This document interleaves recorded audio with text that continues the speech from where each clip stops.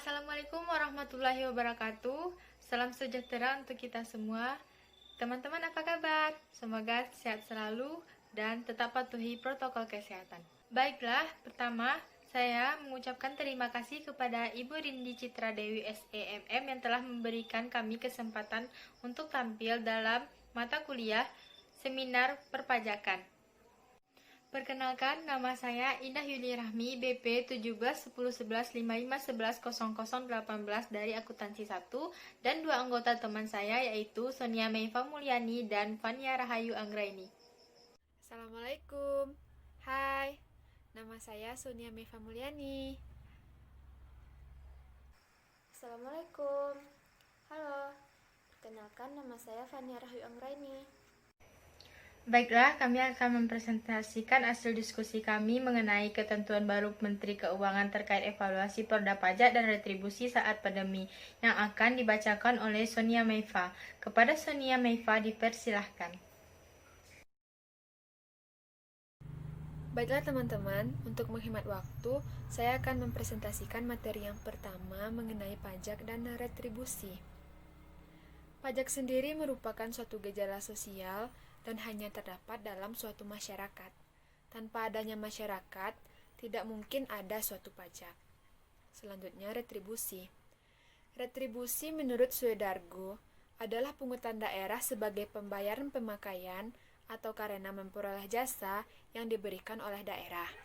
Sedangkan menurut Undang-Undang Nomor 28 Tahun 2009 tentang Pajak Daerah, retribusi daerah adalah pungutan daerah sebagai pembayaran atas jasa atau pemberian izin tertentu yang khusus disediakan dan atau diberikan oleh pemerintah daerah untuk kepentingan orang pribadi atau badan.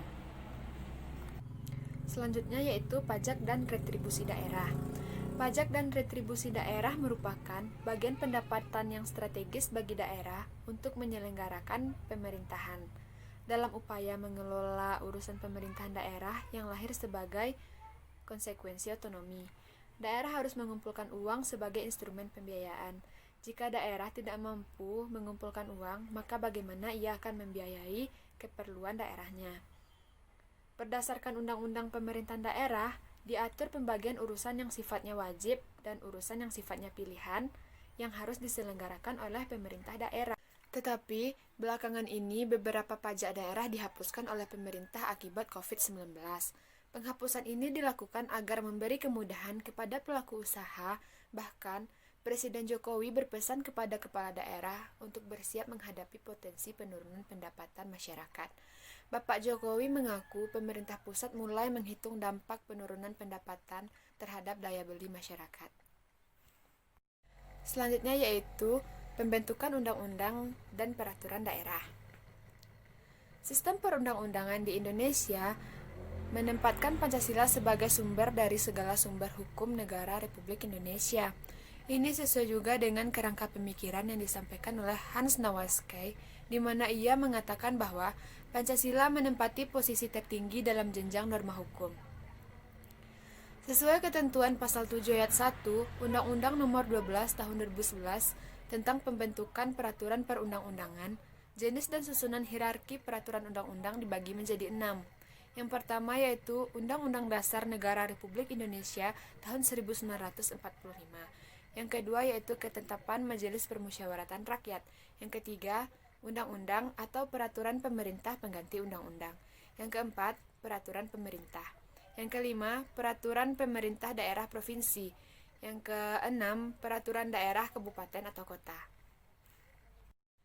Undang-undang dan peraturan daerah harus dibentuk berdasarkan azas pembentukan peraturan perundang-undangan yang baik yang meliputi azas kejelasan tujuan, kelembagaan atau organ pembentukan yang tepat, kesesuaian antara jenis dan materi muatan, dapat dilaksanakan, kedayagunaan dan kehasilgunaan, kejelasan rumusan, dan keterbukaan.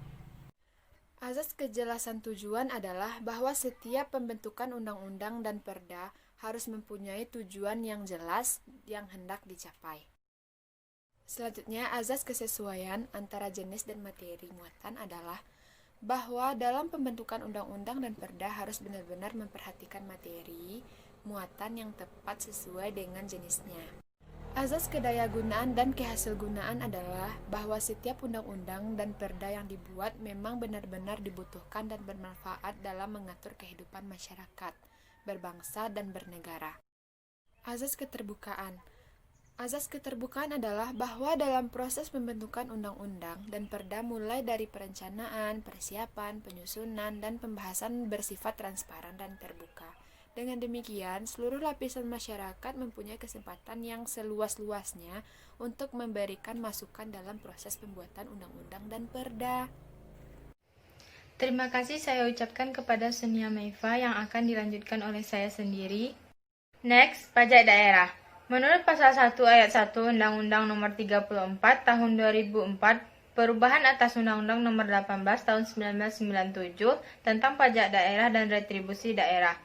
Yang dimaksud dengan pajak daerah adalah iuran wajib yang dilakukan oleh orang pribadi atau badan kepada daerah tanpa imbalan langsung yang seimbang, yang dapat dipaksakan berdasarkan peraturan perundang-undangan untuk membiayai penyelenggaraan pemerintah daerah dan pembangunan daerah.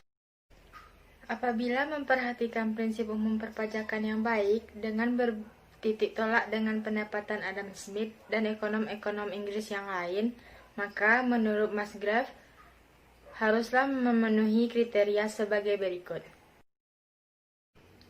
Untuk mempertahankan prinsip tersebut di atas, maka perpajakan daerah harus memiliki ciri-ciri sebagai berikut.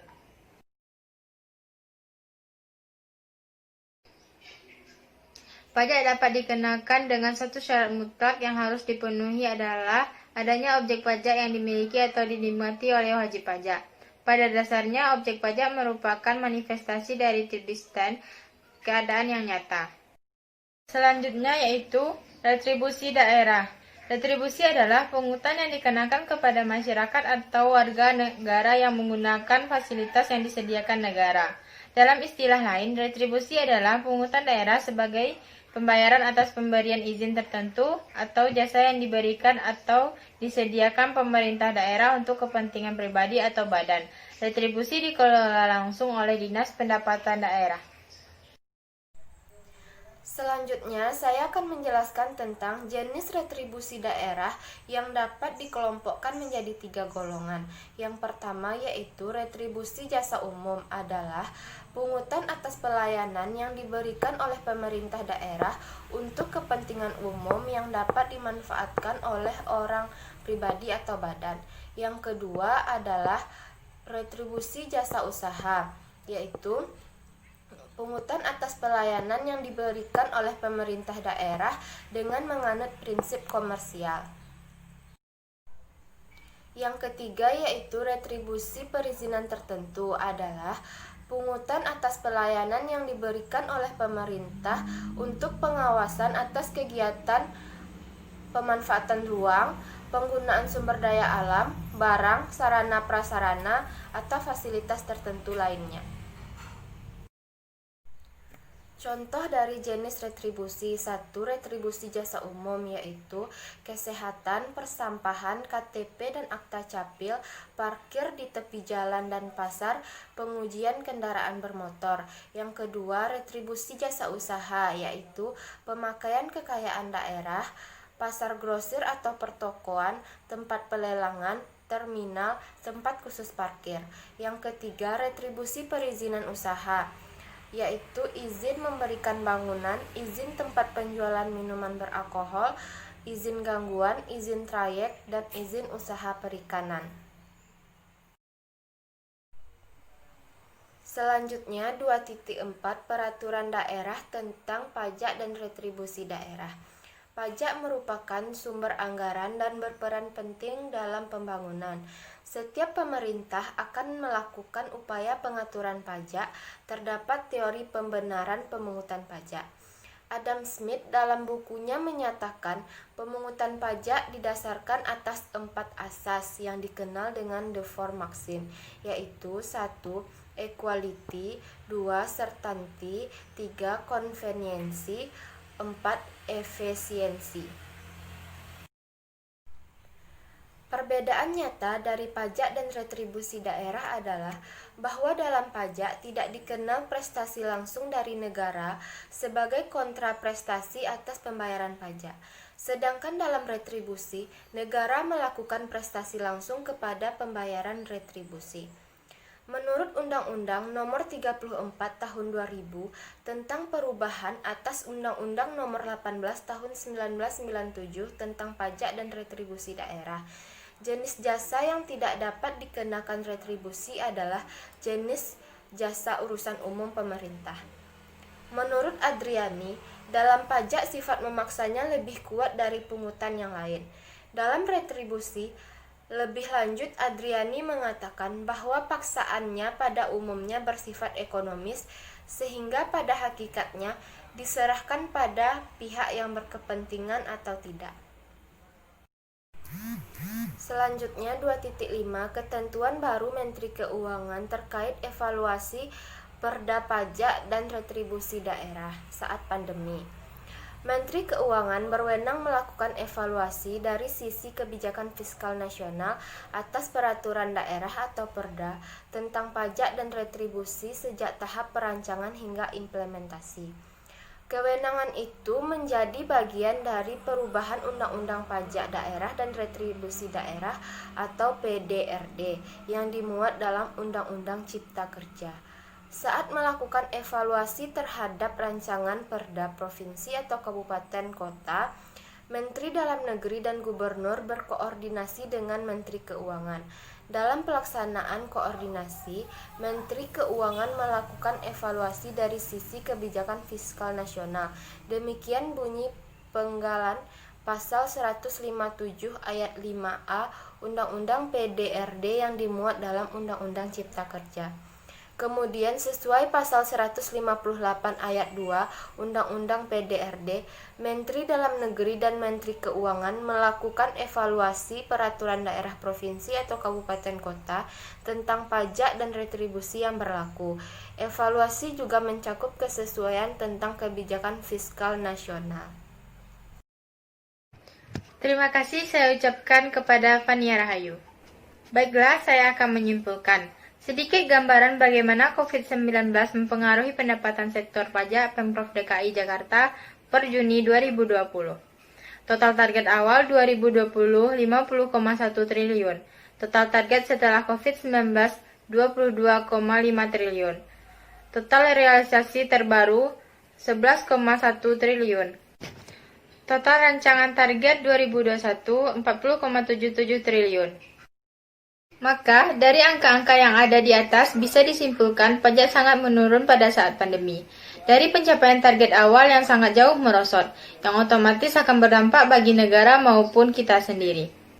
Baiklah, sampai di sini diskusi kami. Kalau ada salah dan janggalnya, saya mohon maaf. Wabillahi taufik walhidayah. Assalamualaikum warahmatullahi wabarakatuh. Dan untuk teman-teman yang ingin bertanya, silahkan langsung ke S tadi. Terima kasih.